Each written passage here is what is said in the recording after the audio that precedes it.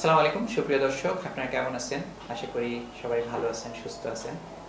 তো সবার সুস্বাস্থ্য কামনা করে আজকের বিষয়টি আমি শুরু করতে চাই।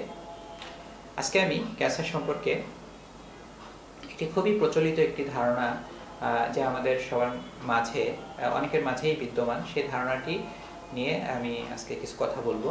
যেটি হলো যে কেউ কেউ মনে করে থাকেন যে আমার পরিবারে কোনো ক্যান্সার নেই, তাহলে আমার কেন ক্যান্সার হবে।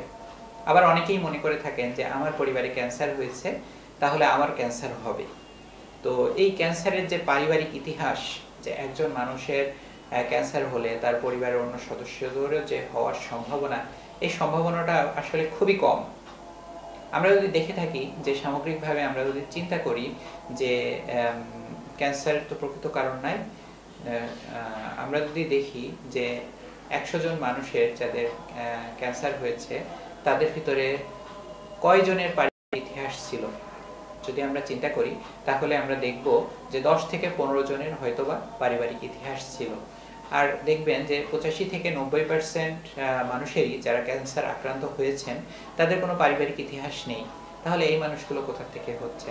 তো সুতরাং এই যে ধারণাটি সম্পূর্ণ ভুল এবং সম্পূর্ণ এই ধারণাটির উপর ভিত্তি করে চলাটা আসলে উচিত নয়। আমাদের সবারই বর্তমান জীবনযাপন পদ্ধতি এবং সবকিছু মিলিয়ে আমরা অত্যাধিক ক্যান্সার ঝুঁকির মধ্যে বাস করছি। তো সেই হিসেবে আমাদের সবারই একটি ঝুঁকি রয়েছে ক্যান্সার হওয়ার জন্য। তো সেক্ষেত্রে যাদের পারিবারিক ইতিহাস রয়েছে তাদেরকে অবশ্যই সতর্ক হয়ে থাকতে হবে এবং তাদেরকে নিয়মিত স্ক্রিনিংয়ের আওতায় তাদেরকে পরীক্ষা নিরীক্ষার মাধ্যমে এবং নিয়মিত বিশেষজ্ঞ চিকিৎসককে দেখানোর মাধ্যমে তারা শারীরিক পরীক্ষা এবং প্রয়োজনীয় ল্যাব পরীক্ষা করার মাধ্যমে তারা নিজেদেরকে ক্যান্সারের ঝুঁকি থেকে মুক্ত রাখতে পারেন। তবে ব্যাপারটা এরকম না যে আমার পরিবারে ক্যান্সার আছে বলেই আমার ক্যান্সার হবে, আবার আমার পরিবারে ক্যান্সার নেই, আমার কেন ক্যান্সার হবে। ব্যাপারটা আসলে এরকম না।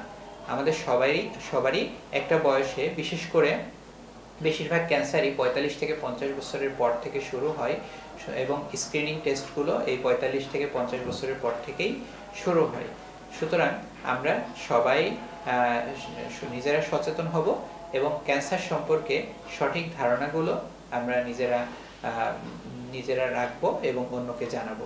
এভাবেই আমরা আমাদের ক্যান্সার সচেতনতা আমরা বৃদ্ধি করতে পারি এবং নিজের পরিবারকে ক্যান্সার মুক্ত রাখতে আমরা নিজেরা ভূমিকা পালন করতে পারি। সবাই ভালো থাকবেন। আসসালামু আলাইকুম।